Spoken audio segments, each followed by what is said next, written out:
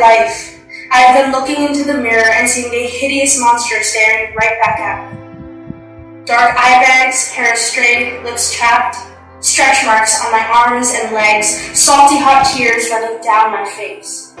Not skinny enough, not strong enough, not smart enough, not tall enough. Not enough for society, not enough for my parents or peers, and most importantly, not enough for myself. These beliefs would follow me everywhere I go, like a grim shadow I couldn't lose, always weighing me down, turning the best days into nightmares. I was overwhelmed with pessimistic and self-loathing thoughts circling my head throughout the day. And all because society has one set of expectations for our appearance and personality. As if anyone outside of these parameters, anyone less than perfect, is unworthy of love. Honored members of the audience, judges, officers, and fellow cadets, these misleading and unrealistic standards are the cause of low self-esteem and lack of self-love in today's youth. Being a teenager is already tough as it is. Do you remember being my age? Maybe 5 or 6 years for some of you, or a couple of decades for others. Memories? Of course, you have some, but if we're being completely honest, you know that at one point in your life, you felt exactly like I do. Like you didn't measure up. As youth, we have grown up being told that there is an ideal body image, weight, size, skin, and so much more. We are exposed to these golden standards through numerous factors, such as social media, friends, and even our own families. And if someone doesn't fit into these conformities, they're made to feel like a misfit, different, not pretty enough for the boy, not cute enough for the girl. All of which leads to a decrease in self-esteem. If this has been going on since your day, and it's still going on during mine, well then, we have ourselves a huge problem. This is a systemic issue, one that needs attention moving forward. So let the change begin with you.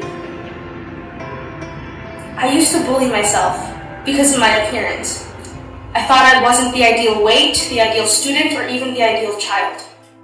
I could barely stand to look at myself in the mirror. I had no confidence in myself. And I felt completely worthless. That's a lot for a child to go through alone. What I have come to realize through my personal struggles with self-esteem is that it is so easy to beat ourselves up and bully ourselves for the smallest of flaws. But to do the opposite, to acknowledge our beauty and our worth, that's the hardest part.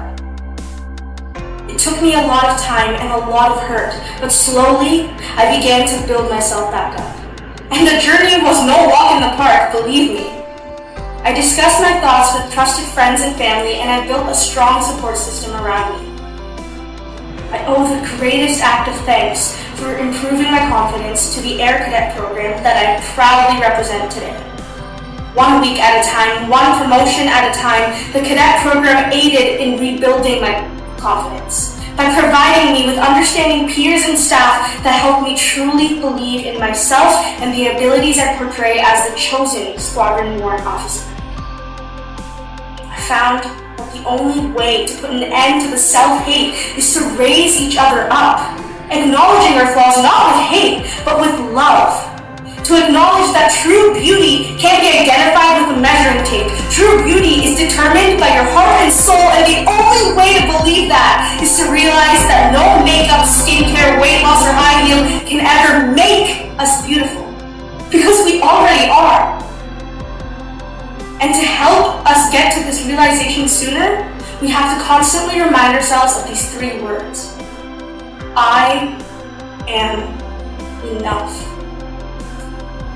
We, as leaders, must ensure our youth know that they are enough, know that they are worth it, and know that they have nothing to prove to anyone. It's time to stop idolizing certain qualities just to sell a magazine and instead encourage self-love and acceptance. We are all different, unique, and amazing, so why not celebrate it? When I look into the mirror now, I see a strong, perfectly imperfect woman staring right back at me. Her eyes may still have dark circles, her hair is sometimes still astray, and those stretch marks won't disappear. But these imperfections make me who I am. They remind me that I can overcome anything, because I don't need the world's acceptance and validation. All I need is to believe in myself. Or in the astounding words of the late Dr. Maya Angelou,